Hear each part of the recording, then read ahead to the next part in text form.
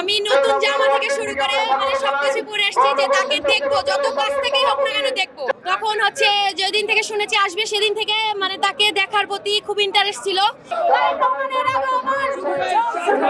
22 বছর পর তিনি আসছেন, তার মানে তাকে দেখার এতটাই ইন্টারেস্ট ছিল। যখন তিনি রাজশাহীতে আসে তখন হচ্ছে যেদিন থেকে শুনেছি আসবে সেদিন থেকে মানে তাকে দেখার প্রতি খুব ইন্টারেস্ট ছিল।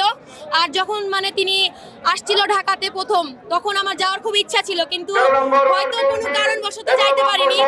তারপরে হঠাৎ করে যখন শুনলাম 29 তারিখ আসবে, তার জন্য আমি নতুন জামা থেকে শুরু করে মানে সবকিছু পরে এসেছি যে তাকে দেখবো, যত কাছ থেকেই হোক না কেন দেখবো, যেভাবে হোক দেখবো। আর ইনশাল্লাহ আমি এবছর প্রথম ভোটার, ইনশাল্লাহ ধানের শীষে ভোট দিয়ে ধানের শীষকে বিজয়ী করব।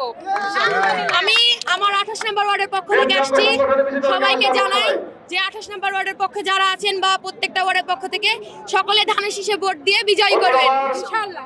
তারেক রহমানের আগমন, তারেক রহমানের আগমন, তারেক রহমানের আগমন।